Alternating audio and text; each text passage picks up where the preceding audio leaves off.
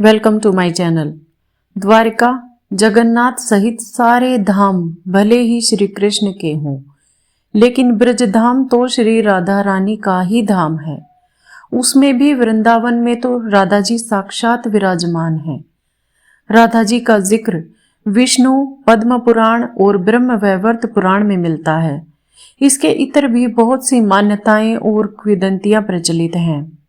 आइए जानते हैं आज की वीडियो में उनसे जुड़ी हुई 11 शुभ घटनाएं। जन्म स्थान के बारे में राधा कहते हैं कि राधा जी का जन्म बरसाने में हुआ था, और ये भी कहते हैं कि राधा जी का जन्म यमुना के निकट स्थित रावल ग्राम में हुआ था और बाद में उनके पिता बरसाना में बस गए। पुराणों के अनुसार भाद्रपद की अष्टमी तिथि को श्री कृष्ण का जन्म हुआ था और इसी महीने के शुक्ल पक्ष की अष्टमी को देवी राधा का जन्म भी हुआ था। पद्म पुराण के अनुसार राधा वृषभानु नामक वैश्य गोप की पुत्री थी और उनकी माता का नाम कीर्ति था। उनका नाम वृषभानु कुमारी पड़ा। दक्षिण में प्रचलित कथा के अनुसार श्री राधा ने भगवान श्री कृष्ण को तब देखा था जबकि माता यशोदा ने उन्हें ओखल से बांध दिया था। श्री कृष्ण को देखकर श्री राधा बेसुध सी हो गई थी। उत्तर भारतीय मान्यता के अनुसार कहते हैं कि वो पहली बार गोकुल अपने पिता वृषभानु जी के साथ आई थी, तब श्री कृष्ण को पहली बार देखा था। और कुछ विद्वानों के अनुसार संकेत तीर्थ पर पहली बार दोनों की मुलाकात हुई थी।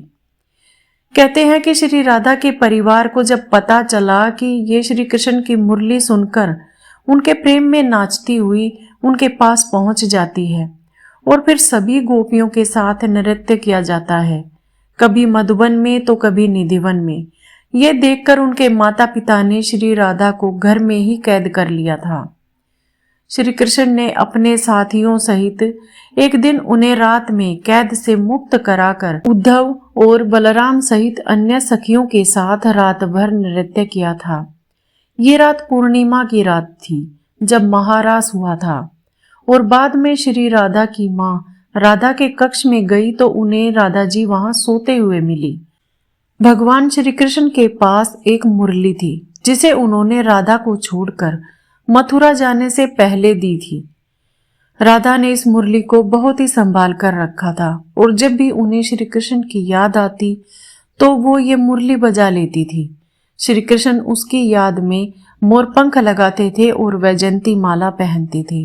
श्री कृष्ण को मोरपंख तब मिला था जब वे राधा के उपवन में उनके साथ नृत्य कर रहे थे तो मोर का पंख नीचे गिर गया था, तो उन्होंने उसे उठाकर अपने सिर पर धारण कर लिया था और राधा ने नृत्य करने से पहले श्री कृष्ण को वैजयंती माला पहनाई थी।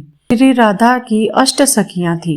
ब्रह्म वैवर्त पुराण के अनुसार सखियों के नाम इस तरह हैं: चंद्रावली, श्यामा, शैव्या, पद्मा, राधा, ललिता, विशाखा और भद्रा। कुछ जगह ये नाम इस प्रकार हैं कि चित्रा, सुदेवी, ललिता, विशाखा, चंपकलकता, तुंग विद्या, इंदुलेखा, रंग देवी और सुदेवी। कुछ जगह पर ललिता, विशाखा, चंपकलता, चित्रा देवी, तुंग विद्या, इंदुलेखा, रंग देवी और कृत्रिमा। इनमें से कुछ नामों में अंतर है। सभी सखियां श्री कृष्ण और श्री राधा की सेवा में लगी रहती थी। सभी के कार्य अलग अलग नियुक्त थे। श्रीधाम वृंदावन में इन 8 सखियों का मंदिर भी स्थित है।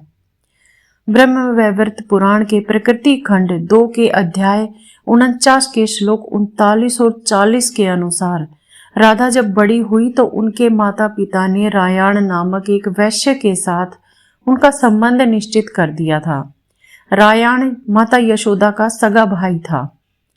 मथुरा जाने के बाद राधा और कृष्ण का कभी मिलन नहीं हुआ। हाँ, उद्धव जरूर सखा श्री राधा और गोप गोपियों को ज्ञान की शिक्षा देने आए थे ताकि वे श्री कृष्ण की भक्ति को छोड़कर निराकार प्रभु के सत्य को जाने। लेकिन राधा जो स्वयं लक्ष्मी थी और सिद्ध थी, उनके प्रभाव के चलते ज्ञान ध्यान को छोड़कर उद्धव भी भक्ति में पागल हो चले थे। कहते हैं कि इसके बाद श्री राधा और श्री कृष्ण की अंतिम मुलाकात द्वारिका में हुई थी। सारे कर्तव्यों से मुक्त होने के बाद राधा आखिरी बार अपने प्रियतम कृष्ण से मिलने गई। तब कृष्ण ने राधा को देखा तो वो बहुत प्रसन्न हुए। तब श्री राधा से विनय करके कृष्ण ने उन्हें महल में एक देविका के पद पर नियुक्त कर दिया। फिर राधा महल से दूर एक जंगल के गांव में रहने लगी और जब अंत समय आया तो श्री कृष्ण ने उनसे कहा कि कुछ मांग लें, लेकिन राधा ने मना कर दिया। कृष्ण के दोबारा अनुरोध करने पर राधा ने कहा कि वे आखिरी बार उन्हें बांसुरी बजाते देखना और सुनना चाहती हैं। श्री कृष्ण ने बांसुरी ली और बेहद सुरीली धुन में बजाने लगे। श्री कृष्ण ने दिन रात बांसुरी बजाई। बांसुरी की धुन सुनते सुनते एक दिन राधा ने अपने शरीर का त्याग कर दिया। आज की वीडियो में इतना ही। मिलते हैं अगली वीडियो में एक नए विषय के साथ। तब तक के लिए खुश रहें। Thanks for watching. Bye, take care.